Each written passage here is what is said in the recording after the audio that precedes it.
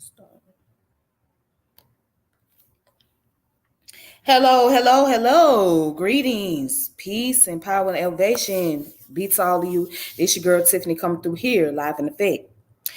Today's topic is dealing with post traumatic growth and post traumatic stress disorder. All right.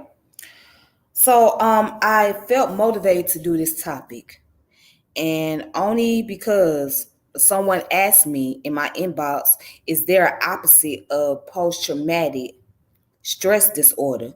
And I say I wasn't sure. Let me look that up.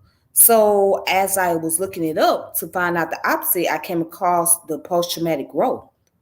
Now,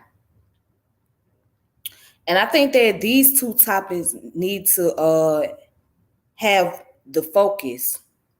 It needs to be brought into the conversation when we get to talking about people going through their developing their consciousness, being able to grow from a traumatic situation that has hindered them, or that traumatic situation that has brought some type of bad experience on them as well. When it comes to dealing with the psychology and neuroscience, these two topics should be brought up at all times.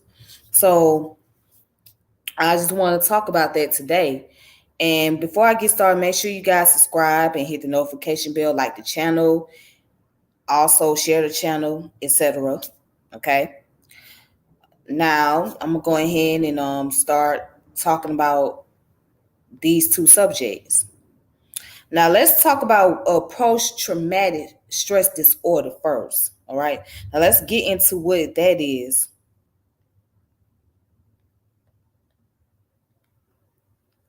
All right, because see, before I can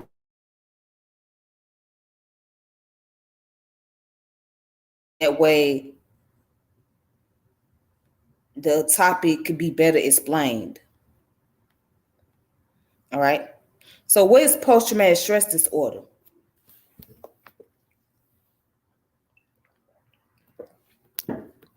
All right, it's a mental and behavior disorder that can develop because of exposure of a traumatic event, such as sexual assault, warfare, traffic collision, child abuse, domestic violence, and other threats on a person's life. All right. And it says symptoms may include disturbing thoughts, feelings, or dreams related to the event's mental or physical distress to trauma related cues, attempts to avoid trauma related cues, alteration in the person way in the way a person thinks and feel, and an increase in the fight or flight response. These symptoms last for more than a month after the event. Young children are less likely to show distress, but instead may express their memories through play. A person with PTSD is at a higher risk of suicide and intentional self harm. All right. Then it goes on down to say most people who experience traumatic events do not develop PTSD. People who experience interpersonal violence, such as rape, other sexual assault, being kidnapped, stalking, physical abuse by an intimate partner, and incest or other form of childhood sexual abuse are more likely to develop PTSD than those who experience non-assault based trauma such as accidents and natural disasters. Those who experience prolonged trauma such as slavery, concentration camp, or chronic domestic abuse may develop complex post-traumatic stress disorder. CPTSD is similar to PTSD but has a distinct effect on a person's emotional regulation and core identity. All right. And then goes on to say prevention may be possible when counseling is targeted at those with early symptoms, but is not effective when provided to all trauma exposed individuals, whether or not symptoms are present. The main treatments for people with PTSD are counseling and medication. Antidepressant of the SSRI or SNRI type are the first line medication used for PTSD and are moderately beneficial for about half of people. Benefits from medication are less than those seen with counseling. It is not known whether using medication and counseling together has greater benefit than either method separately. Medication other than some SSRIs or SNRIs do not have enough evidence to support their use, and in case of benzodiazepines, may worsen outcomes. And then it goes on to say in the United States, about 3.5% of adults have PTSD in a given year, and 9% of people develop it at some point in their life. In much of the rest of the world, rates during a given year are between 0.5% and 1%. Higher rates may occur in regions of armed conflict. It is more common in women than men. Yes, it is. Symptoms of trauma-related mental disorder have been documented since at least the time of the ancient Greeks. A few instances of evidence of post-traumatic illness have been argued to exist from the 17th and 18th century, such as the diary of Samuel Pepys,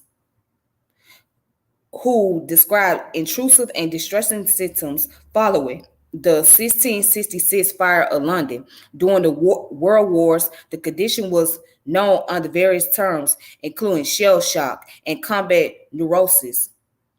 The term post-traumatic stress disorder came into use in 1970, in large due to the diagnosis of U.S. military veterans of the Vietnam War.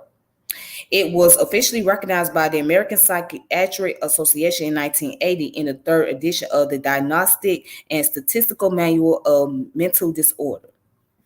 All right. So to get an outline, basically, post-traumatic stress disorder deals with the negative effects of dealing with the traumatic experience. So you have a negative effect that you're going to go through if you dealt with something that's very traumatic under PTSD. All right. And for us, particularly those who had ancestry that were dealing with slavery, that dealt with the Jim Crow, that dealt with all types of discriminatory events or racial issues, right? It'll be passed on down to us, which will bring about the concept of epigenetics, which is above genome, which means that it can be inherited in our genetics or it can be nurtured in us. All right. So you have what's called transgenerational epigenetic, which is passed on down. You know what I mean? So Dr. DeGruy talks about post-traumatic stress or post-traumatic slave syndrome, which basically we carry that in us as African Americans or African descended people. We carry on those stress and those traumatic events that our ancestors had to deal with, had to go through. Now, we wasn't there physically to experience what they experienced, but it's been passed on down in our genes. You know what I'm saying? It's been nurtured into us. So, but for those who actually gone through post-traumatic stress disorder, there's two different types. There's the uncomplicated post-traumatic stress disorder, and there's the complex post-traumatic stress disorder. Now let's go into the complex of post-traumatic stress disorder.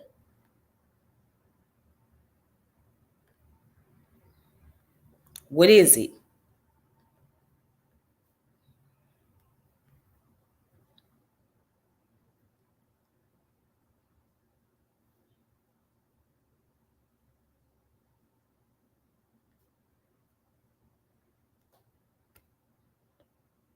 Okay, there we go. All right, so it says complex PTSD and emotional flashback. All right. So it says if you have complex PTSD, and this comes from mind.org.uk, if you have complex post-traumatic stress disorder, you may be particularly likely to experience what some people call an emotional flashback, in which you have intense feelings that you originally felt during the trauma, such as fear,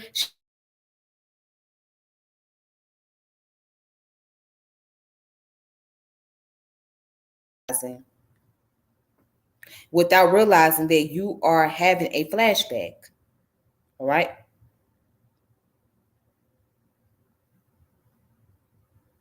All right. So, what are the causes of PTSD? The types of traumatic events that can cause complex PTSD include childhood abuse, neglect or abandonment, ongoing domestic violence or abuse, repeatedly witnessed violence or abuse, being forced or manipulated into prostitution, torture, kidnapping, or slavery, being a prisoner of war. You are more likely to develop complex PTSD if you experience trauma at an early age. The trauma lasted for a long time. Escape or rescue were unlikely or impossible. You have experienced multiple traumas. You were harmed by someone close to you. All right. So to break it down, so basically, when somebody have a complex PTSD, right, they tend to have flashback. They tend to react on something, right? So let's say if they was doing a current task, okay? Say you doing a current task, and then all of a sudden you just lash out. Now, it may not have something to do with what is currently taking place, but because you're having thoughts and you're going back to the event that happened to you, is causing you to just react. Or that might be something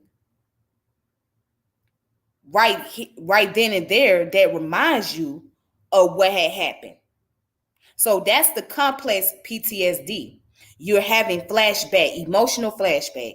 And it's very common, especially amongst women. It's very common. We have these emotional flashback about things, especially if it's something that was a sense where we were violated, whether it be physical abuse or sexually abused.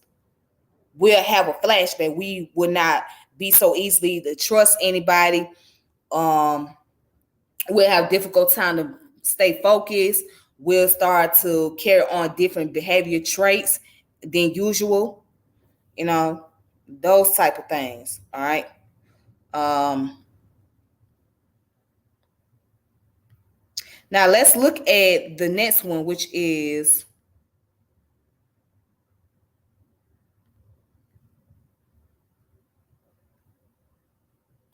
let's look at uncomplicated PTSD.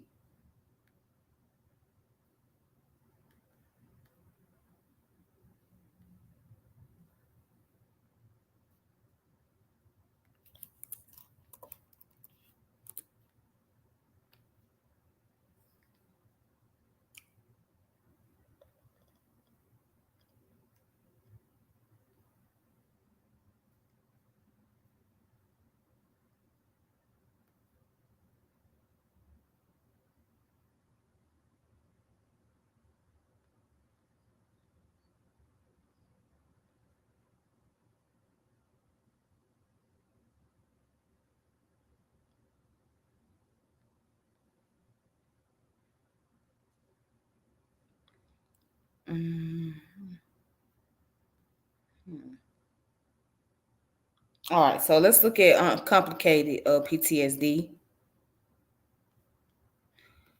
Right here.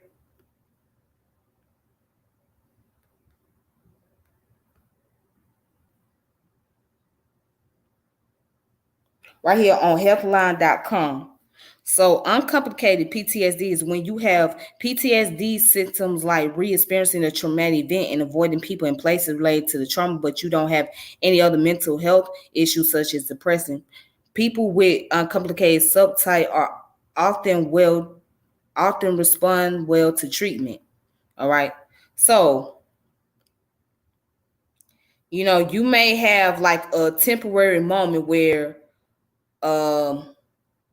okay, so uncomplicated PTSD is like where you have a temporary moment where you start to like reflect back on what happened to you, right? But it's not as long compared to a complex PTSD. So a complex PTSD is a long lasting disorder, right? That's like permanent damage. Okay, and it takes or it'll take a long time for you to recover from it. Whereas uncomplicated PTSD, right, is a temporary thing, and it may not take as long to recover from the post-traumatic stress disorder. So as long as you get the proper treatment, as long as you get help, and you going to like seminars and stuff like that, you can be able to recover from it. All right. So one is temporary, which is the uncomplicated PTSD. All right. And the complex PTSD is something that's just either permanent or it's going to take longer to recover from. All right. So that's the best way to explain it. That's the best way to have a better understanding of them. Okay.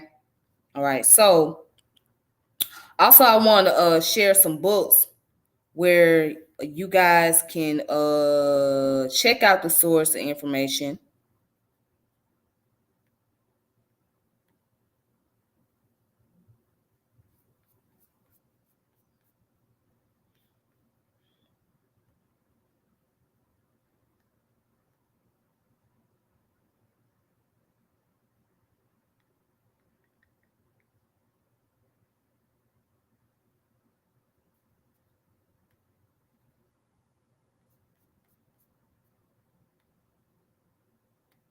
All right, so here's a book here that I found, and I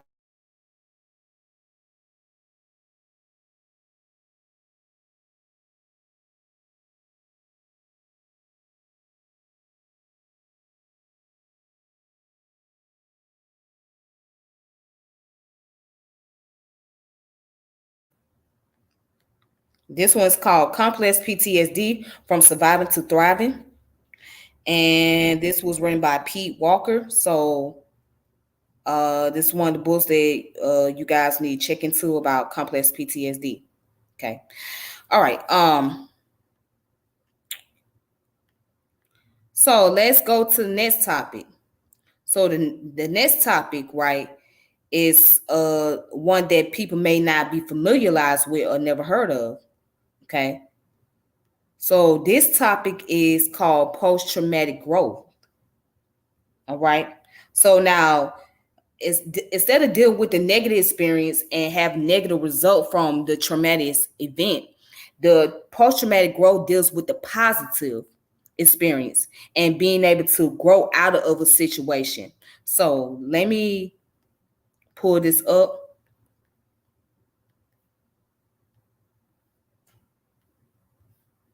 Okay, let's pull that up. All right, so post-traumatic growth. In psychology, post-traumatic growth, or PG or PTG, is a concept describing positive psychological change experienced as a result of struggling with highly challenging, highly stressful life circumstances. These circumstances represent significant challenges to the adaptive resources of the individual and pose significant challenges to the individual's way of understanding the world and their place in it. Post-traumatic growth involves life-changing psychological shift in thinking and relating to the world and the self that contribute to a personal process of change that is deeply meaningful. Now, the general understanding that suffering and distress can potentially yield positive change is thousands of years old. For example, some of the early ideas and writing of the ancient Hebrew, Greeks, and early Christians, as well as some of the teaching of Hinduism, Buddhism, and Islam and Baha'i faith, contain elements of the potentially transformative power of suffering. Attempts to understand and discover the meaning of human suffering represent a central theme of much philosophical inquiry and appear in the works of novelists, dramatists, and poets. All right. Traditional psychology equivalent to the thriving is resilience, which is reaching the previous level of function before a trauma, stressor, or challenge. The difference between resilience and thriving is the recovery point. Thriving goes above and beyond resilience and involve finding benefits within challenges. All right. So the term post-traumatic growth was coined by psychologists at the University of North Carolina at Charlotte. According to Tedeschi, as many as 89% of survivors report at least one aspect of post-traumatic growth, such as renewed appreciation for life.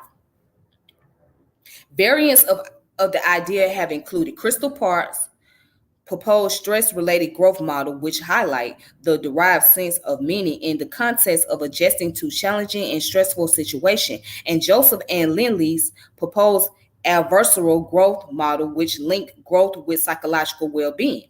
According to the adversarial growth model, whenever an individual is experiencing a challenging situation, they can either integrate the traumatic experience into their current belief system and world views, or they can modify their beliefs based on their current experiences. If the individual positively accommodates the trauma-related information and assimilates prior beliefs, psychological growth can occur following adversity.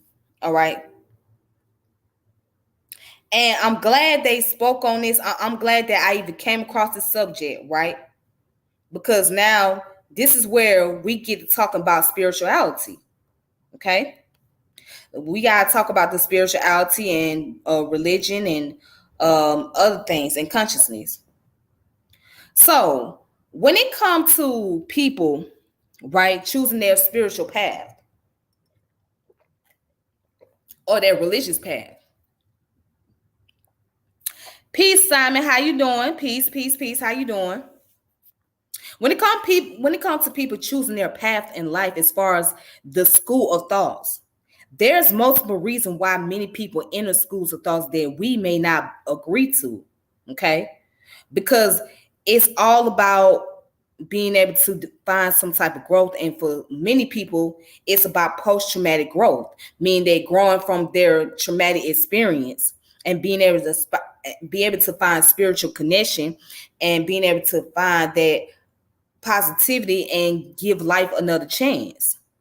All right. So now we have to be really careful as people when we try to demoralize others or antagonize those who may practice Abrahamic religion or Eastern philosophy or into Gnosticism, because we don't know what their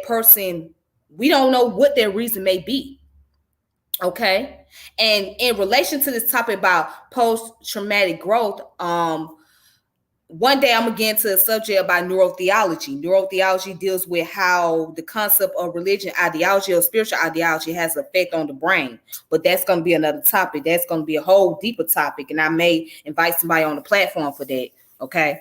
But anyways, dealing with spirituality, right? Especially those who may practice traditional spirituality, meaning like African traditional religion, or like I said, Buddhism, Hinduism. It has a lot of positive effect on the person's character, their way of thinking. It gives some form of liberation. And a while back, I spoke on shadow work. So shadow work is dealing with, as a matter of fact, let's pull up what shadow work is. Okay. Let's look up shadow work.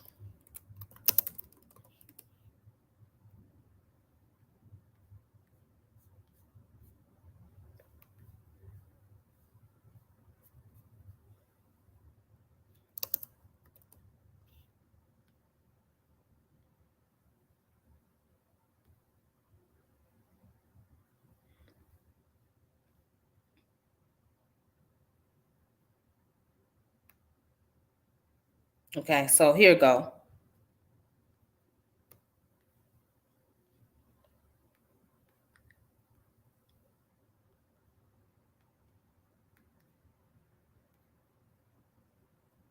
All right, so shadow work. Let's look shadow, which deals with psychology, right?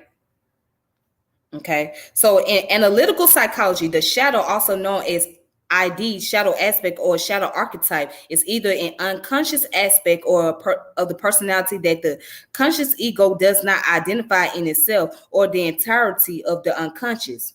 That is, everything of which a person is not fully conscious. In short, the shadow is the unknown side. All right. So it says, from one perspective, the shadow is roughly equivalent to the whole of the Freudian unconscious, and Carl Jung himself asserted that the result of Freudian method of elucidation is a minute elaboration of a man's shadow side unexplained in any previous age. Contrary to Freudian definition of shadow, however, the Jungian shadow can include everything outside the light of consciousness and may be a positive or negative. Because one tends to reject or remain ignorant of the least desirable aspect of one's personality, the shadow is perceived to be largely negative. There are, however, positive aspects that may also remain hidden in one's shadows, especially in people with low self-esteem, anxiety, and false beliefs. Everyone carries a shadow, John wrote, and the less is embodied in the individual's conscious life, the blacker and denser it is. It may be in part one links to more primitive animal instincts, which are superseded during early childhood by the conscious mind. Then it goes on to say, John stated that shadow to be the unknown dark side of the personality. According to John, the shadow in being instinctive and irrational is prone to psychological projection, in which a perceived personal inferiority is recognized as a perceived moral deficiency in someone else. John writes that if these projections remain hidden, the projection making factor then has a free hand and can realize its object if it has won or bring about some other situation characteristic of its power. These projections insinuate and delude individuals by acting as a constantly thickened veil of illusion between the ego and the real world. All right. So now I'm sharing that because that goes into the concept about post-traumatic growth. Because when you deal with the shadow work, just to sum it up, you dealing with that part of you that you don't even recognize that's there or you didn't pay attention to. And most of the time it could be something negative, because it's that darker side of you that you got to deal with, that you got to challenge. You know what I'm saying? So, so when you deal with that darker side of you, then you could be able to feel more renewed and you come out as a different person, right? Because you dealt with that inner part of you. All right, that's all it is. It's all about inner growth. So that's the main purpose of dealing with shadow work, is dealing with inner growth. If you grow within, then you grow outside. But if you don't grow within, then you're not able to grow from the outside. So you got to pull the impurity from the inside and be able to be pure on the out. Hopefully that makes sense. All right. And so that's part of the PTG. That's part of PTG. That's part of developing oneself. So to sum it up, PTG deals with the self psychology, knowledge of self. All right. It's dealing with being able to grow from your situation, being able to give life another chance. Okay. So when we look at people practicing religion or practicing any form of spirituality or any school of thoughts, we don't know what their personal connection is with those various schools of thoughts. Okay. Now, whether we might think those school of thoughts can be very pseudo, right? Or they are insignificant, or etc. We don't know. A person is entitled to have philosophical values. A person entitled to their own axiology. What do I mean by axiology? Axiology deals with values. Okay. Whether it's intrinsic value, which means internal, or extrinsic value, which means the outer part, they're entitled to that. So a person has to learn how to develop a value within themselves. Okay. And they have to be able to see value around them, because if they don't deal with the value in themselves, then they'll become what we call nihilistic. And when you have a person that's nihilistic, that means they don't seem to care about nothing. They don't care anything about themselves, so they ain't gonna care about anybody around them. And they're not gonna care about what's going on in the world. They just gonna have that mindset where they're just very very numb, or they don't see any significant in life. Okay. And so that's why we have to just be careful when we try to downplay someone's spirituality. Now, if it's like a cult-like situation where it's putting people in danger and people become violated or whatever on a collective scale, then that's a different story. But if it's something that's from an individual standpoint where a person doing it for their own individual usage, then who are we trying to interfere with what that person got going on?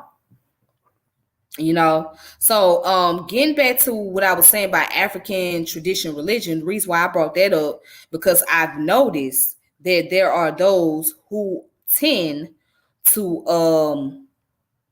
throw shade for the sake of the argument, for lack of a better term.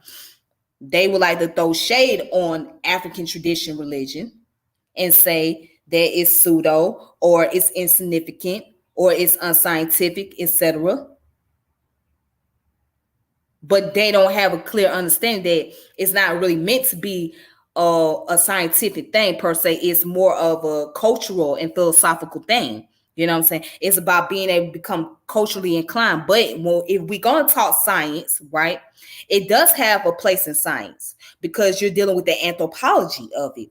And what I mean by anthropology, you're dealing with the study of humanity and the culture and biology, etc. All right, that deals with cultural anthropology. So it does have a place in science, because anytime people deals with African traditional religion, or ATR, they deal with interpretation of nature. Okay, they're able to find some connection with nature, find some connection with the positive and the negative. Okay, and it's not just those in the ATR, but also people that study Eastern philosophy and mysticism, like Sufism, for example. Okay, or study the Kabbalah. All right, or those who study Gnosticism, which is dealing with the occult science, which deals with the esoteric knowledge, that deals with hidden knowledge. That's all it is. So it's like Gnosticism is like the pre-Christianity and pre-Islam and pre-Judaism. It was before these religions became an institution, became a structural foundation, if you will, or infrastructure. Before the infrastructure of religion came into existence, it was based on Gnosticism. It was based on the concept that what you talk about God, right, can be also the God within you. You know what I'm saying? It deals with more so of the consciousness, all right, from a spirituality standpoint. Okay. So yes, so with post-traumatic growth, it has a lot of benefit to it. Okay, it seems to have a lot of benefits to it. So let me post up some more information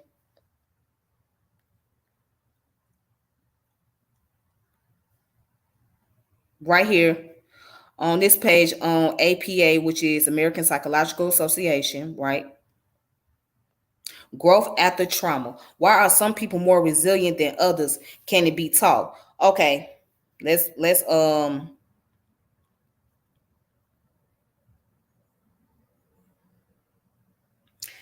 down here. It says post-traumatic growth is a theory that explains this kind of transformation following trauma. It was developed by psychologists Richard Tedeschi and Lawrence Calhoun in the mid-1990s, and holds that people who endure psychological struggles following adversity can often see positive growth afterwards.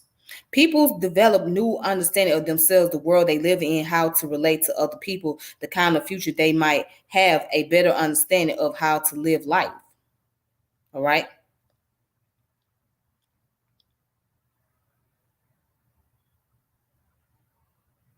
All right, so go down here. Say to evaluate whether or to what extent someone has achieved growth after trauma, psychologists use a variety of self-reported scales. One that was developed by Tajishi and Calhoun in the post-traumatic growth inventory.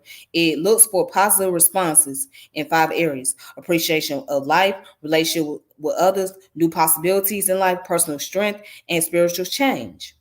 Okay. The scale is being revised to add new items that will expand the spiritual change domain, said Tadishi. This is being done to incorporate more existential themes that should resonate with those who are more secular, as well as reflect cross-cultural differences in perception of spirituality. All right. And another thing that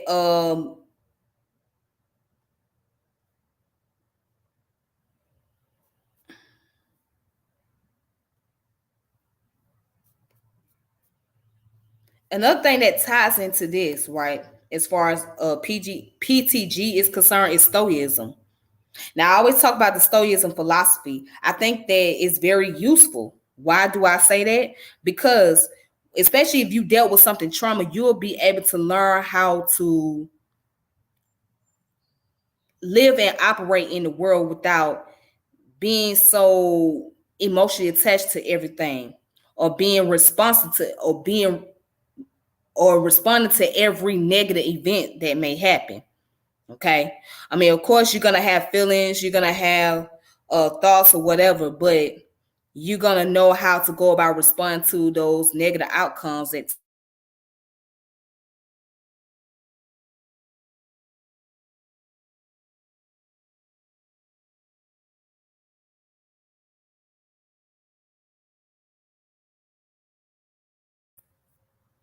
Yeah. So Stoicism teach people how to balance their thoughts and how to be able to live and maneuver around. All right. So giving a good example of Stoicism.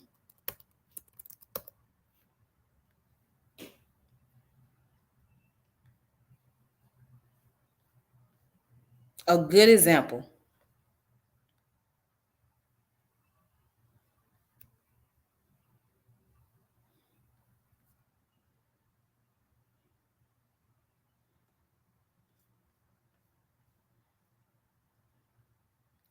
All right. So let's look up the Serenity Prayer.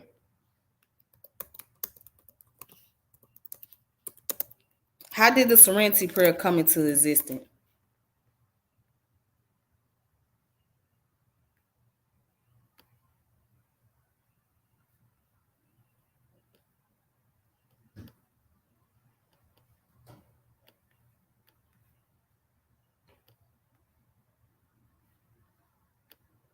All right, so Serenity Prayer is a prayer written by American theologian Reinhold Niebuhr. It is commonly quoted as, God grant me the serenity to accept the things I cannot change, courage to change the things I can, and wisdom to know the difference. So Niebuhr's prayer originally asked for courage first, and specifically for changing things that must be changed, and not things that simply can be changed. Father, give us courage to change what can be altered, serenity to accept what cannot be helped, and the insight to know the one from another. All right. So Niebuhr composed the prayer in 1932 through 1933. The prayer spread rapidly, often without attribution to Niebuhr, through church groups in the 1930s and 1940s, and was adopted and popularized by Alcoholics Anonymous and other 12-step programs. Niebuhr used it in a 1943 sermon at Heath Evangelical Union Church in Heath, Massachusetts. It also appeared in sermon of Niebuhr's in the 1944 Book of Prayers and Services for the Armed Forces, while Niebuhr first published it in 1951 in a magazine column. Okay. All right, so early versions of the prayer are given no title, but by 1955, it was being called the Serenity Prayer in the publication of Alcohol Anonymous. All right. Okay, so the versions, right? The prayer has appeared in many versions. Reinhold Niebuhr's version of the prayer was always printed as a single prose sentence, printings that set out the prayer as 3 lines of verse modify the author's original verse. The most well-known form is a late version, as it includes a reference to grace not found before 1951. It says, God give me grace to accept with serenity the things that cannot be changed, courage to change the things which should be changed, and the wisdom to distinguish the one from the other. Living one day at a time, enjoying one moment at a time, accepting hardship as a pathway to peace, taking as Jesus did this sinful world as it is, not as I would have it. Trusting that you will make all things right. If I surrender to your will so that I may be reasonably happy in this life and supremely happy with you forever in the next. Amen. That's beautiful. All right. All right. So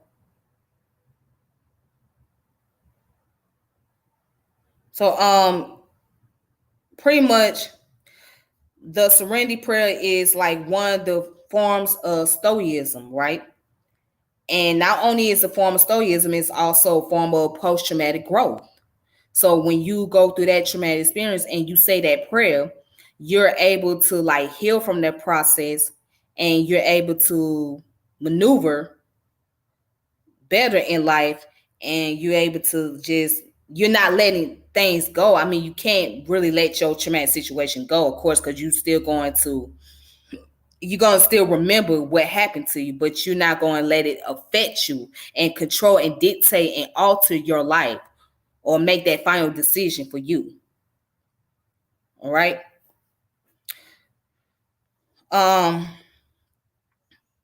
so that's all I want to show. Now I have some books that relates to PTG. Okay, and you guys can look it up for yourself.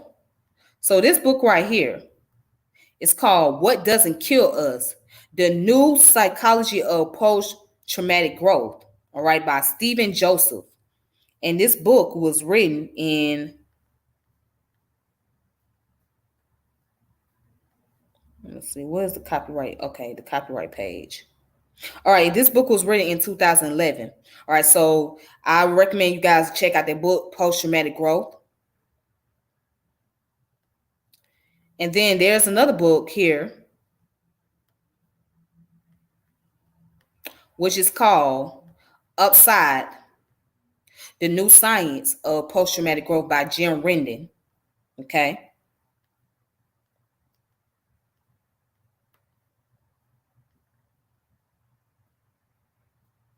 All right, so I'm not going to really go over these read materials, these books right here, but just giving you something that you guys can read on your own term. All right. And here's another book,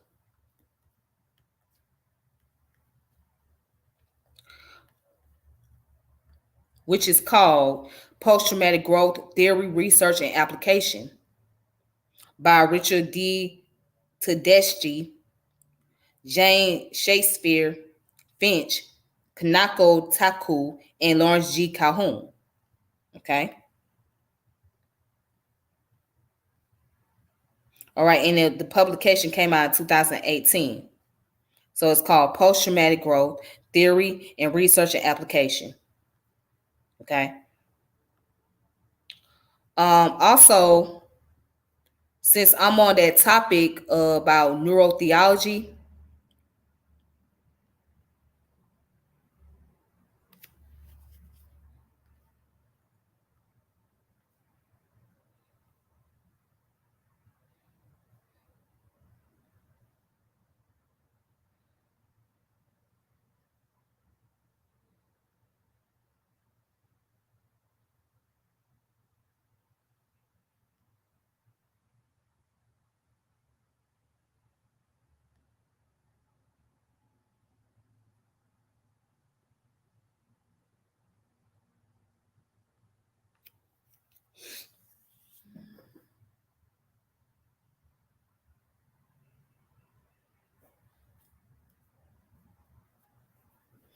all right, so since I'm on the topic about neurotheology, this book kind of relates to neurotheology.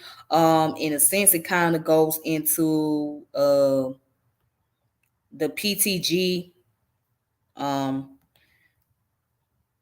but it's more so related to neurotheology. It's called Science, Religion, and Society, an encyclopedia of history, culture, and controversy. All right.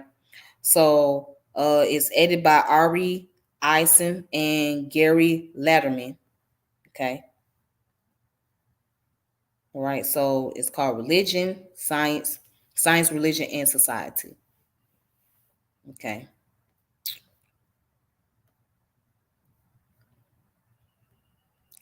All right then. So I'm just gonna leave out with the final thought again. Many people study Gnosticism, and Gnosticism deals with a lot of spirituality and consciousness, and being able to deal with occult science and whatnot, esoteric knowledge. And same with Sufism, pantheism, and all of that. So many of us go to different schools of thoughts, but those schools of thoughts are a way to actually help us to elevate ourselves, to expand our mind, and to grow so we can be able to understand and be able to have some formal knowledge, right? Or spiritual knowledge about life in itself, and be able to develop philosophical values. Okay. You know what I mean? So, for those who may not believe in any religion or anything like that, okay, you entitled to that. That's fine.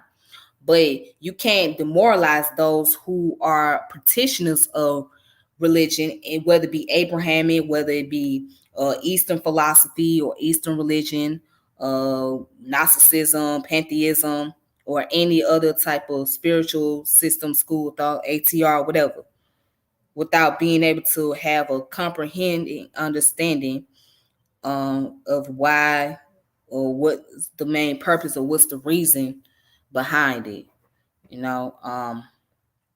Only thing you can do is bring enlightenment to the individual, help them to grow, meet them where they at and help them to elevate to the level they need to be. Okay, that's what it's all about. If you don't help those people to elevate, then guess what? You're hindering their process. You become a hindrance to them. You got to help them to grow. That's all I'm saying. And be able to study these things. So you guys look more into post-traumatic growth and post-traumatic stress disorder. And if you guys have any comments on this video, leave the comments in the comment section, and I'll read through them and try to respond as much as I can.